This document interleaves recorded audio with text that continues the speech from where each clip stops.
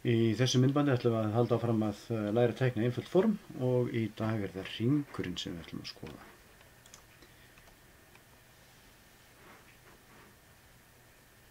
Aðferðin við að teikna hring er nokkurn veginn svo sama og að teikna ferhyrning. Við merkjum verkfæri hérna í verkfærakassanum okkar, förum yfir á vinnuborðið og teiknum hringinn og það er bara gert með því að ýta músartakanum inn og draga út.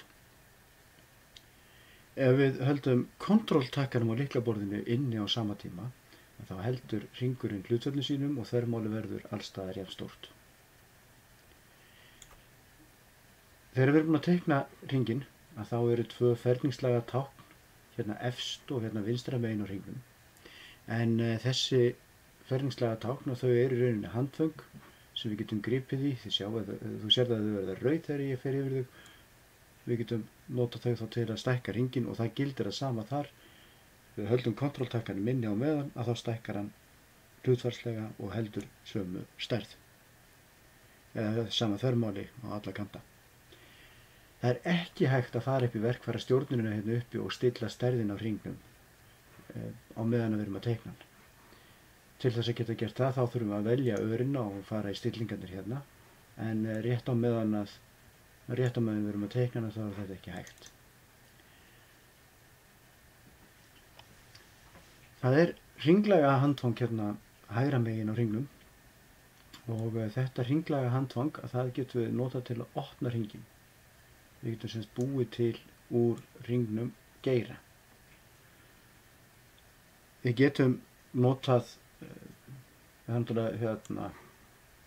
náttúrulega þannig að við erum að nota bara handaflið eins og ég hef svo sem sagt oft áður að þá eru hlutirnir oft þannig að maður veit ekki alveg hversu þetta er stórt og við vitum ekki hversu margar gráður þetta er. En sem betur fer þá býður Inkscape upp á mjög skemmtilega lausn. Við getum slegið inn einfaldlega hvar hringurinn okkar á að, eða hvar geirinn okkar á að byrja. Skulum setja hann hérna fyrst í 0 gráður og hann er að enda svo í 90 gráðum og þá teiknar hann fyrir okkur akkurat eins og hann á að vera.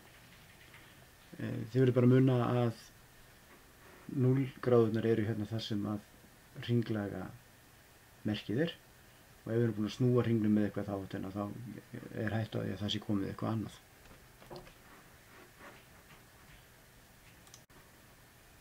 Þetta gerir okkur kleift að búa til kökurit á mjög einfaldan hátt. Ég bý til hérna 3 hringi í sama lit með duplicate skipurinni. Þið sjáu það ekki því að þeir fara beint ofan á hringin sem er fyrir. En ég get þá einfallega farið inn í hringin aftur, búið til fyrsta geiran og ég vil láta hann byrja á 0 gráðum og enda í 70 gráðum. Skulum lita hann í einhverjum öðrum lit, þannig að við sjáum hann örugglega. Veljum næsta hring, látum hann byrja í 70 gráðum og enda í 120 gráðum. Setjum hann í annan lit líka, tökum við næsta hring, tökum hann frá 120 gráðum og upp í 260 gráður. Enn liturinn, svo tökum við hann síðasta sem byrjar þá 260 gráðum og endar á 360 gráðum. Og þá er komið mjög flott kökurit og ef ég hefði gefið mig tíma til að reikna út einhver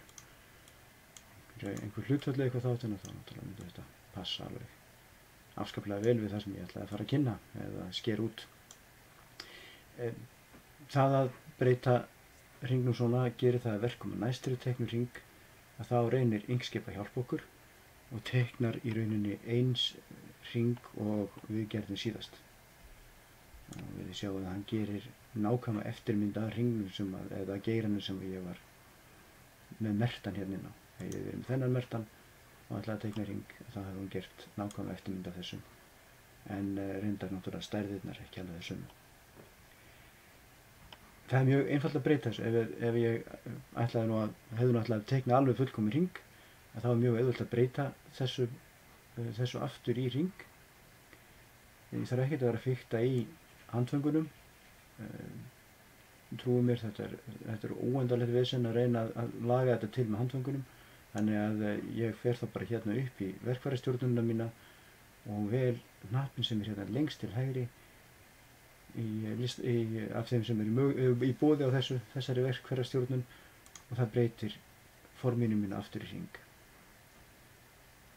Sá sem er á milli, sem er þá þessi hér, hann hins vegar breytir forminu mínu í boga, þannig að það er eingöngu útlína á boganum en ekki á milli punktana hérna.